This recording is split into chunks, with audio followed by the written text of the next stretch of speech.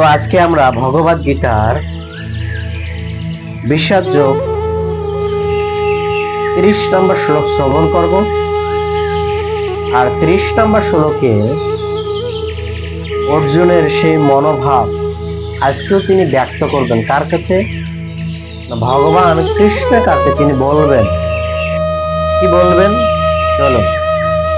Notch শক্লমি অব্যবস্থা অবগস্তুম ভূমিতম চ মে মনঃ নিমিত্তানি চ পশ্যামি বিপরীতানি কেশবম। এই শ্লোকে বলা হয়েছে, হে কেশব, আমি এখন আর স্থির থাকতে পারতেছি না। আমি আত্মবিস্মৃতি হচ্ছি এবং আমার চিত্ত উদ্ভ্রান্ত হচ্ছে। আমি কেবল অমঙ্গল সূচক লক্ষণ সমূহ দর্শন করছি। এখানে আমরা বুঝতে পারি, যারা এই জগতের প্রতি অত্যন্ত আসক্ত তারা কিভাবে আত্মবিস্মৃতি হয়, সে কথা অর্জুন এখানে তিনি আমাদের হয়ে বলেছেন। কারণ যে ব্যক্তি বিষয়ের প্রতি অত্যন্ত আসক্ত, তার ধারণাগুলি কি, তার গুণগুলি কি, সেটা নিয়ে তিনি এখানে ব্যক্ত করা হয়েছে। তো এখানে প্রভুপাদ তাৎপর্যে ব্যক্ত করেছেন যে অর্জুন অধৈর্য হওয়ার পড়ার জন্য যুদ্ধক্ষেত্রে অক্ষম হয়ে পড়েছিলেন। গুরুত্বপূর্ণ বিষয় অধৈর্য।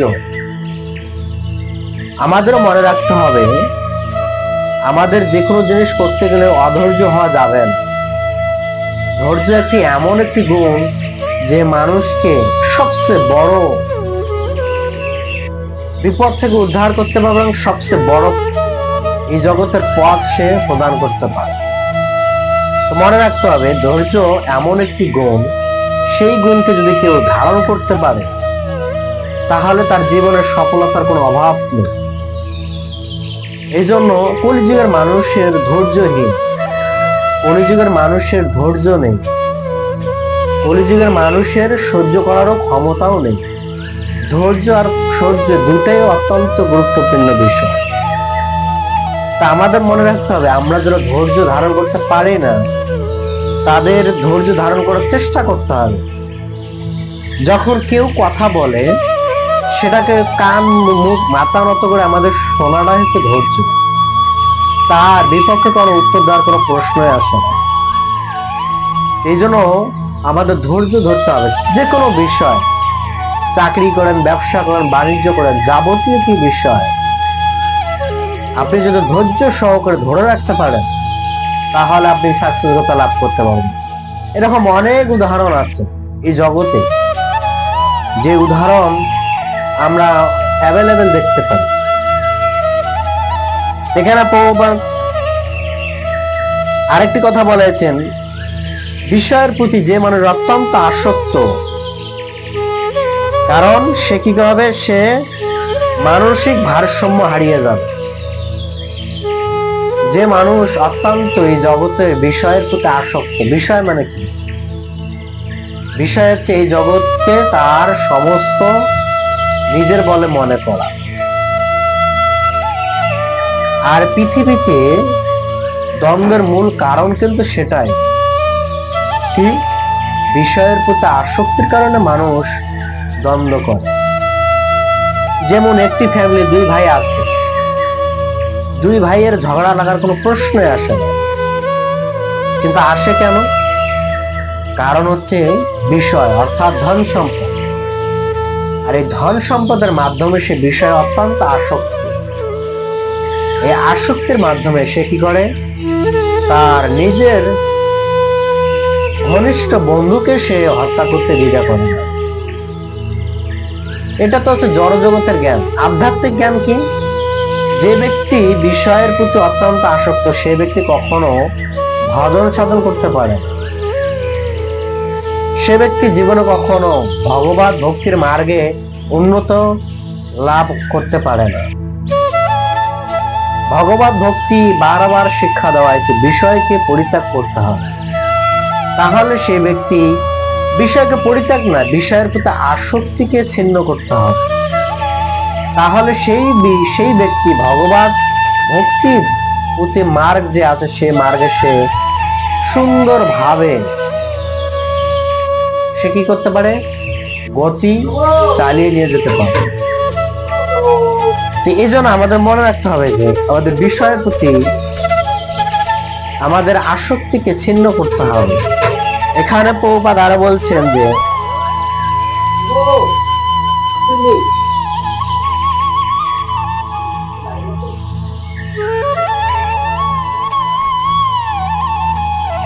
যে মানুষ অত্যন্ত অতিরিক্ত আশা রাখে সে কেবল নৈরাশ্যে দর্শন করে। এই জন্য মনে রাখতে হবে আমার অতিরিক্ত কোনো কিছু আশা আমাদের জীবনে ভালো না। কেননা যে ব্যক্তি অতিরিক্ত আশা, যে কোনো ব্যক্তির প্রতি আশা থাকতে পারে, কিন্তু অতিরিক্ত না। আশায় আমাদেরকে সমস্ত কিছু দুঃখের মূল প্রদান করে। আমরা দেখতে পারি যে যারা বিশেষ করে এই জগতে মানুষ একে অপরের প্রতি অত্যন্ত আশা উপর ডিফারেন্স করে, চিন্তা করছে ওকে আমি এটা দিলে সে আমার তার বিনিময়ে আমাকে কি দেবে। সে আশাটায় কি করে তাকে, যখন সে আশা পূরণ না হয় তখন তার নৈরাশ দর্শন হয়। আর যখন এই নৈরাশটা দর্শন হয় তখন সে চিন্তা করে আমি বেঁচে আছি কেন।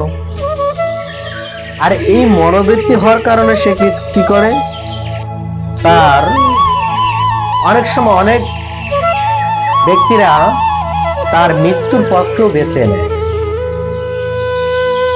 কেননা এটা হচ্ছে এই জগতের মোহ।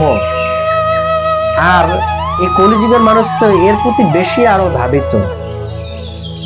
এখানে প্রভুপাদ বলছেন যে অর্জুন মনে করছেন তার পক্ষে যুদ্ধ জয়লাভ করাটা মর্ম বেদনার কারণ মাত্র।